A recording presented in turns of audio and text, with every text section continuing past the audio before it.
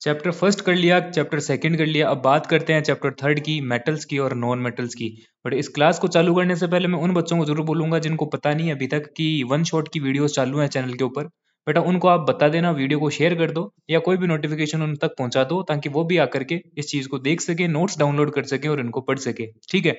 देखो, अब chapter third के अंदर भी कुछ इंपॉर्टेंट टॉपिक्स हैं, वो मैं आपको करवाने वाला हूँ। सबसे पहला टॉपिक आता है आपको कि मेटल्स और नॉन मेटल्स की डेफिनेशन आपको पता होनी चाहिए कि those elements which forms positive ions by losing electrons are called metals. ऐसे एलिमेंट्स जो इलेक्ट्रॉन को लूज करके पॉजिटिव आयंस बन जाते हैं उन्हें कहा जाता है मेटल्स। जबकि नॉन मेटल्स क्या होते हैं, इसके ठीक उल्टे, यानी कि ऐसे मेटल्स जो इलेक्ट्रॉन्स को गेन करेंगे और एक नेगेटिव चार्ज एक्वायर कर लेंगे उन्हें कहा जाएगा आपका नॉन मेटल्स। तो पहले तो ये दो चीजें आपको, दो डेफिनेशन आपको आनी चाहिए। उसके बाद में बात आती है physical and chemical properties of metals and non metals की। तो इनके तो मैं बिल्कुल 100% टिक लगा के आप ये IMP लिख सकते हो, यानी इंपॉर्टेंट बना सकते हो इसको, और मस्ट लर्न में डाल रखा है, मतलब आपको तैयार करना ही करना है।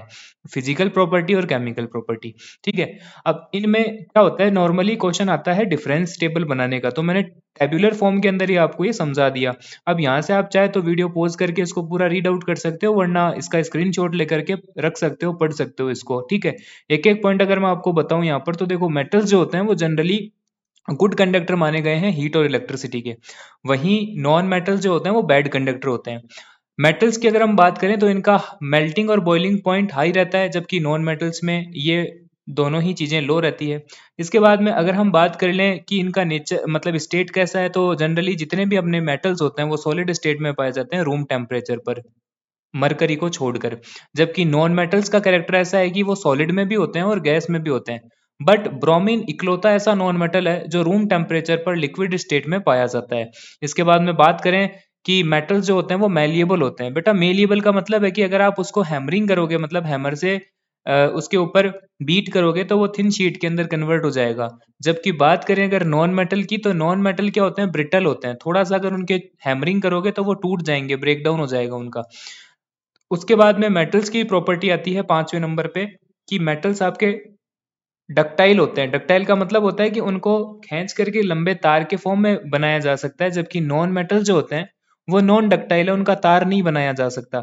इसमें अगर पूछ ले कि मोस्ट डक्टाइल मेटल कौन सा है, तो लिख देना कि आप गोल्ड जो है उसको मोस्ट डक्टाइल मेटल माना गया है। इसके बाद में अगर हम बात कर लेते हैं सोनोरस की, तो सोनोरस का मतलब होता है कि जब आप किसी भी मेटल को हिट करोगे तो उसमें से एक साउंड प्रोड्यूस होगी, इसको बोलते हैं सोनोरस नेचर ऑफ मेटल। जबकि नॉन मेटल्स में ऐसा नहीं होता, नॉन मेटल्स नॉन सोनोरस होते हैं, यानी कि उनको जब आप हिट करोगे तो उनसे कोई साउंड नहीं आएगी। इसके बाद में आता है अगला पॉइंट आपका कि मेटल्स जो होते हैं वो हार्ड होते हैं और उनकी टेंसाइल स्ट्रेंथ हाई रहती है, जबकि नॉन मेटल्स में ऐसा नहीं होता। और लास्ट पॉइंट है कि मेटल्स लस्टर होते हैं। लस्टर का मतलब शाइनी अपीयरेंस रखते हैं, मतलब वो जब आप कट करोगे किसी भी मेटल को तो आपको शाइनी अपीयरेंस देखने को मिलेगी। जबकि नॉन मेटल्स जनरली डल होते हैं, उनके ऊपर किसी भी टाइप की कोई शाइन नहीं होती। बट आयोडीन इकलौता ऐसा नॉन मेटल है जो शाइनी अपीयरेंस रखता है खुद की। ये थी बेटा जी सारी की सारी आपकी फिजिकल प्रॉपर्टीज। अब बात कर लेते हैं केमिकल प्रॉपर्टी की भी। तो केमिकल प्रॉपर्टी में आपको रिएक्शंस ध्यान में रखनी है, क्योंकि रिएक्शंस के ऊपर क्वेश्चन आते हैं। किस तरीके से समझाता हूँ देखो आपको मैं। जैसे कि आपको पता होना चाहिए कि जब कोई मेटल ऑक्सीजन के साथ रिएक्शन करेगा तो ये मेटल ऑक्साइड बना लेगा। और मेटल ऑक्साइड बेटा जी बेसिक नेचर की होती है, ये मैंने आपको क्लास में बताया था, फिर बता देता हूँ कि यहाँ से भी क्वेश्चन आता है। वहीं अगर हम नॉन मेटल की बात करें, तो चलो इस बार पहले मैं मेटल मेटल के एक बार सारे बता देता हूँ। मेटल अगर ऑक्सीजन के साथ रिएक्शन करेगा तो मेटल ऑक्साइड बनाएगा। यदि मेटल वाटर के साथ रिएक्शन कर लेगा तो वो metal oxide plus hydrogen gas बनाएगा। अब यहाँ से क्वेश्चन आता है कि जब मेटल वाटर के साथ रिएक्शन करता है तो कौन से टाइप की गैस प्रोड्यूस होती है, तो हाइड्रोजन गैस प्रोड्यूस होती है। ये बात सभी बच्चों को याद रहनी चाहिए। इसके बाद में बात कर लेते हैं कि मेटल जब ऑक्साइड के साथ में रिएक्शन करेगा, सॉरी मेटल ऑक्साइड जब वाटर के साथ रिएक्शन करेगा तो क्या बनेगा, तो इसमें बनेगा बेटा जी आपका मेटल हाइड्रोक्साइड। और जनरली ये बेस होते हैं, इनको अल्कलाइन के नाम से भी जानते हैं क्योंकि ये वाटर में डिजोल्व हो जाते हैं। उसके बाद में बात करें कि मेटल अगर डाइल्यूट एसिड के साथ में रिएक्शन कर ले तो बनाएगा बेटा जी आपका सोल्ट और बनेगी हाइड्रोजन गैस। और लास्ट रिएक्शन आपको याद रखनी है कि कोई मेटल ए है जो रिएक्ट करता है किसी मोल्टन स्टेट या लिक्विड स्टेट मेटल बी के साथ में, सोल्ट ऑफ सॉल्यूशन बी के साथ में, तो यहाँ क्या बन जाएगा, डिस्प्लेसमेंट रिएक्शन हो जाएगी। जो मेटल है वो सॉल्यूशन के अंदर चला जाएगा और सॉल्यूशन से एक एलिमेंट निकल करके बाहर आ जाएगा। तो प्रोडक्ट आपको देखने को मिलेगा सोल्ट सॉल्यूशन ऑफ ए और मेटल बी जो है वो डिस्प्लेस हो जाएगा साइड में। तो ये कुछ केमिकल रिएक्शंस थी मेटल्स की। अब बात करें अगर नॉन मेटल की, तो देखो नॉन मेटल के अंदर क्या है, पहला पॉइंट आपको बता रखा है कि नॉन मेटल्स जो होते हैं वो ऑक्सीजन के साथ रिएक्शन करके नॉन मेटल ऑक्साइड बनाते हैं। यहाँ पर एरो आएगा, एरो लगाना शायद मैं मिस कर गया। एरो आएगा तो नॉन मेटल ऑक्साइड बनेगी जो कि एसिडिक नेचर की है। इसके बाद में नॉन मेटल्स अगर वाटर के साथ रिएक्शन करें तो बेटा किसी भी टाइप की कोई रिएक्शन नहीं होगी, ध्यान रखना है आपको ये पॉइंट आपको। उसके बाद में अगर बात कर लेते हैं हम कि नॉन मेटल ऑक्साइड अगर वाटर के साथ रिएक्शन करे तो यहाँ पर भी हमें कोई टाइप की रिएक्शन देखने को नहीं मिलेगी।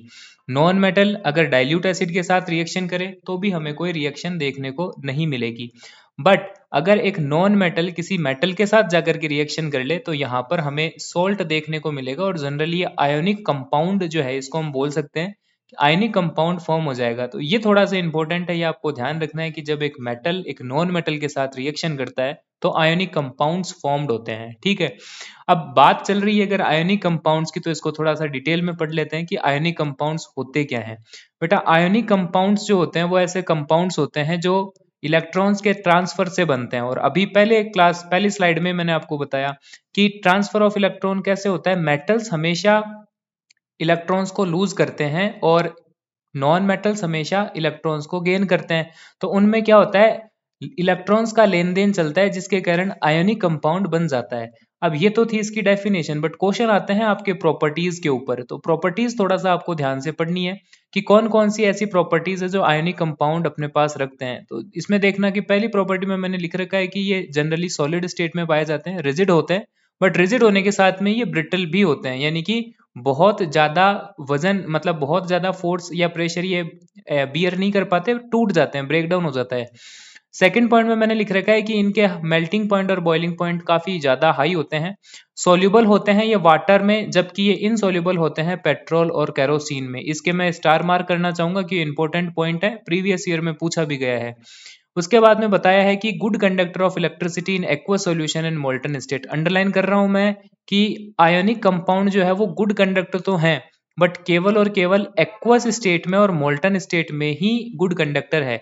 यदि ये सॉलिड स्टेट में है तो ये आपका इंसुलेटर की तरह बिहेव करेंगे। ठीक है, क्योंकि इनके पास में कोई भी तरीके के फ्री आयंस नहीं होंगे कंडक्शन के लिए। बहुत इंपॉर्टेंट चीज है यहाँ पर। एक तरफ हम कह रहे हैं कि आयनिक कंपाउंड सॉलिड होते हैं, तो बेटा वो सॉलिड होते हैं रूम टेम्परेचर पे, उनको मोल्टन स्टेट में भी कन्वर्ट किया जा सकता है और उनकी एक्वस सॉल्यूशन भी बनाया जा सकता है। तो अगर आपसे कोई क्वेश्चन कर ले कि अगर हमें किसी आयोनिक कंपाउंड में इलेक्ट्रिक कल सिटी को पास करना है तो क्या करना पड़ेगा, तो आयोनिक कंपाउंड को या तो आप किसी ना किसी सॉल्यूशन की फॉर्म में लेकर के चले जाओ, वाटर में मिक्स कर दो उसको, वो सॉल्यूशन फॉर्म में हो जाएगा, या फिर आप उस आयोनिक कंपाउंड को इतना ज्यादा हीट कर दो कि वो मेल्ट हो जाए और मोल्टन स्टेट में आ जाए, तब जाकर के वो इलेक्ट्रिसिटी को कंडक्ट कर देगा। ठीक है, यहाँ बहुत ध्यान रखने वाली पॉइंट है, दोनों ही पॉइंट है, इसके दोनों को मैं स्टार लगा रहा हूँ, थोड़ा सा अच्छे से इनको याद करना है आपको। इसके बाद में बात करते हैं कि आयोनिक कंपाउंड के कुछ एग्जाम्पल की। तो दो एग्जाम्पल मैं यहाँ पर लेकर के आया हूँ, NaCl है और MgCl है, मतलब सोडियम क्लोराइड और मैग्नीशियम क्लोराइड। बेटा दोनों ही सोल्ट हैं और दोनों की फॉर्मेशन भी आपको पूछी जा सकती है। तो यहाँ पर मैंने इस पिक्चर के थ्रू इनकी फॉर्मेशन बता रखी है। वैसे तो पूरा क्लास में समझा रखा है कि कैसे इलेक्ट्रॉन्स जो है वो एक मेटल से दूसरी तरफ नॉन मेटल के ऊपर ट्रांसफर होगा। कोई डाउट अगर आपके रहता है तो कमेंट में पूछ लेना, मैं फिर अगली क्लास में उसको रिपीट करवा दूंगा। बट मुझे नहीं लगता कि कोई आपके डाउट रहेगा, ये आप खुद से कर लोगे। एक बार देख करके जरूर जाना, formation of NaCl and formation of MgCl। ठीक है, इतना करने के बाद में अब बारी आ जाती है हमारे अकरेंस ऑफ मेटल की। देखो सारे मैं पहले ही बता चुका कि सारे टॉपिक मैं कवर नहीं करवा रहा हूँ, जो एग्जाम पॉइंट ऑफ व्यू से इंपॉर्टेंट मुझे लग रहे हैं वो टॉपिक मैं आपको कवर करवा रहा हूँ। एक बार बीच में जरूर बोलूंगा कि जिस बच्चे ने ये पूरा चैप्टर कवर कर लिया है वो इस नोट्स को तो पढ़ो ही पढ़ो, साथ में शिखावटी मिशन 100 के जो इस चैप्टर के जो क्वेश्चन आंसर है वो भी बेटा एक बार देख लो, वहां से भी आपको काफी ज्यादा हेल्प मिलेगी। चलिए बात करते हैं अकरेंस ऑफ मेटल की। तो अकरेंस ऑफ मेटल का मतलब है कि हमें मेटल्स कहाँ कहाँ मिलते हैं। तो यहाँ पर आपको बता रखा है कि जनरली ये मेटल्स ओर की फॉर्म में मिलते हैं, और तीन टाइप की ओर्स हमारे सिलेबस में दे रखी है। पहली है कार्बोनेट और, दूसरी है सल्फाइड और, ठीक है, और तीसरी है आपका ऑक्साइड की ओर। ये 3 नाम आपको याद रखने हैं।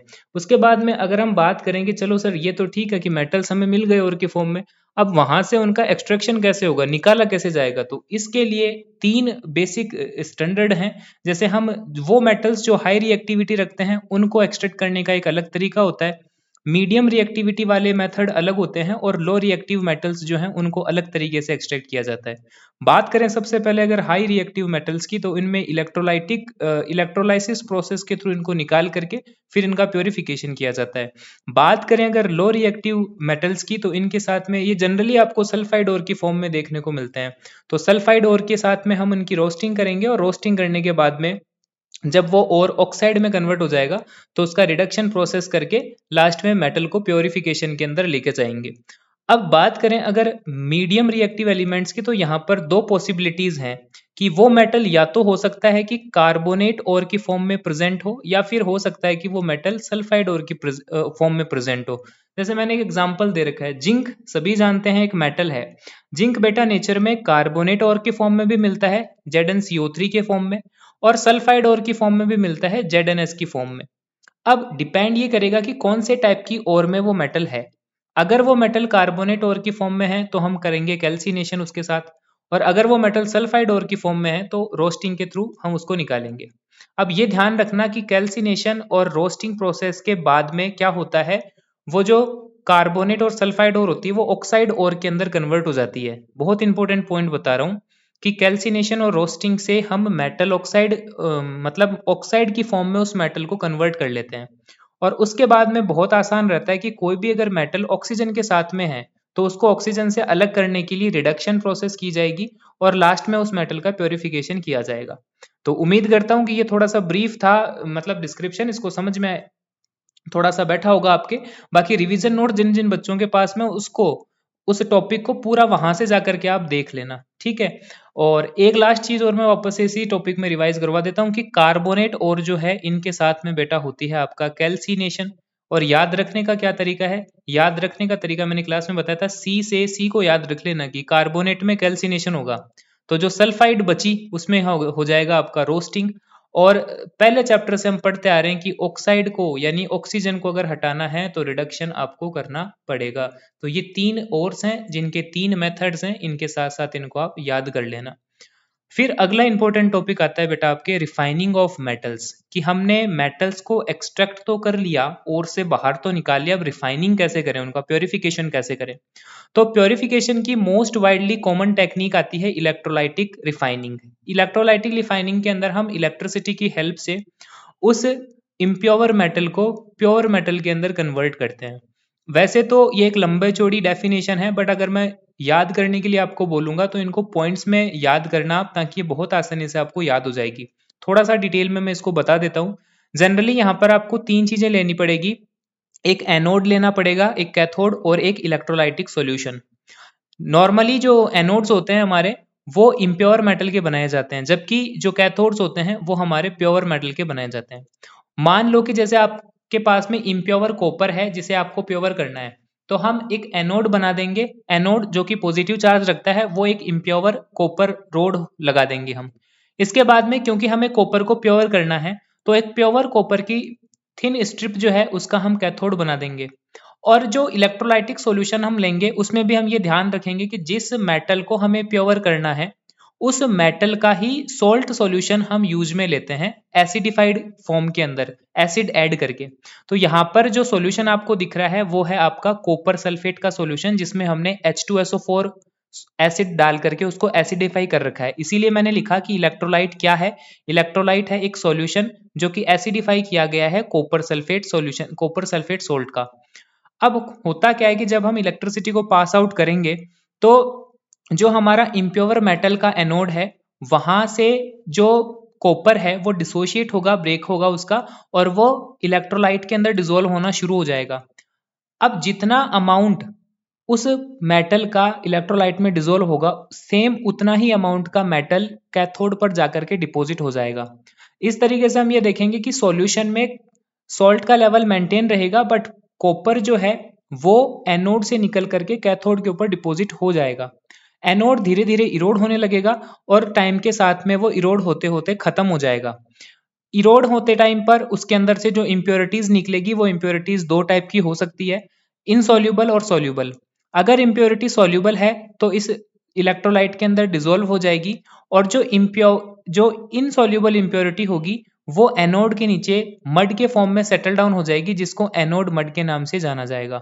तो ये थी पूरी की पूरी आपकी रिफाइनिंग ऑफ मेटल की प्रोसेस, जिसमें इलेक्ट्रोलाइटिक रिफाइनिंग पूछी जा सकती है। डायग्राम भी उतना ही इंपॉर्टेंट है जितनी की डेफिनेशन, तो दोनों चीज आप यहाँ से देख करके जाना। बात करते हैं, थोड़ा और आगे चलते हैं, तो लास्ट में, लास्ट तो नहीं है, अभी 2-3 स्लाइड और है। टॉपिक आता है कोरोजन का, जो कि थोड़ा बहुत हम फर्स्ट चैप्टर में पढ़ चुके हैं। कोरोजन क्या है? ये एक ऐसी प्रोसेस है जिसमें मेटल कोरोड हो जाता है due to the reaction of its surrounding, like moisture से, एसिड से, बेस से, इनसे रिएक्शन करने के बाद। 3 टाइप के कोरोजन प्रोसेस आपको बता रखी है। सिल्वर की, जिसमें एक ब्लैक कोटिंग आ जाती है, कॉपर की जिसमें ग्रीन कोटिंग आ जाती है, और आयरन की जिसमें रेडिश ब्राउन कोटिंग आ जाती है। अब यहाँ इंपॉर्टेंट ये है बेटा कि इसमें आपको रिएक्शंस याद रखनी है। सिल्वर किसके साथ रिएक्शन करेगा? तो यहाँ याद रखना आपको H2SO4 हाइड्रोजन सल्फाइड, जो कि एटमॉस्फेयर में प्रेजेंट होती है, गैस है, उसके साथ में सिल्वर रिएक्शन करता है और Ag2S सिल्वर सल्फाइड बना लेता है। यही वो सिल्वर सल्फाइड है जिसके कारण सिल्वर ब्लैक हो जाता है। तो ब्लैक कोटिंग आती है आपका सिल्वर सल्फाइड की। बात करें अगर कॉपर के ग्रीन होने की, तो यहाँ याद रखना कि कॉपर जो है वो कार्बन डाइऑक्साइड, ऑक्सीजन और मॉइस्चर, इनसे सबसे रिएक्शन करके बना लेता है बेसिक कॉपर कार्बोनेट की एक लेयर। ये बेसिक कॉपर कार्बोनेट की लेयर ही है जो कि ग्रीन कलर की लिए रेस्पॉन्सिबल है। उसके बाद में अगर मैं बात करूं आयरन की रेडिश ब्राउन होने की, यानी कि सिंपली हम कह सकते हैं रस्टिंग की, तो यहाँ याद रखना कि जो आयरन होगा वो, यहाँ पर मैं वाटर लिखना भूल गया, प्लस H2O भी आता है। तो वाटर जो आयरन है वो ऑक्सीजन और वाटर के साथ में रिएक्शन करके बना लेता है आपका हाइड्रेटेड आयरन ऑक्साइड, जिसका फॉर्मूला होता है Fe2O3.X10H2O। इसे हम कहते हैं हाइड्रेटेड आयरन ऑक्साइड, और इसी को ही हम बोलते हैं बेटा जी रस्ट। तो ये रस्ट ही है जो कि आपका रेडिश ब्राउन कलर की कोट आयरन के ऊपर लगा देगी। ठीक है, तो यहां तक मैं उम्मीद कर रहा हूं कि आपको समझ में आ रहा है सारा कुछ सही सही।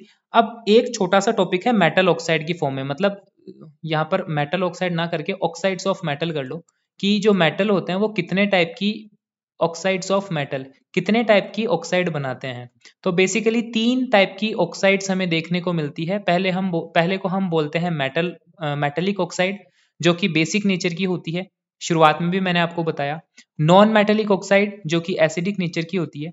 इसके अलावा एक थर्ड कैटेगरी आती है एम्फोटेरिक ऑक्साइड की।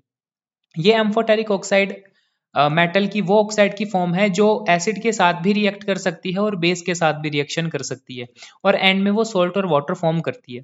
एग्जाम्पल अगर आपसे पूछ ले तो जिंक ऑक्साइड और एल्यूमिनियम ऑक्साइड इसके 2 एग्जाम्पल हो जाएंगे। तो ये आपकी बात हुई oxide of metal, non metal की। इसके बाद में बात आती है अलॉय।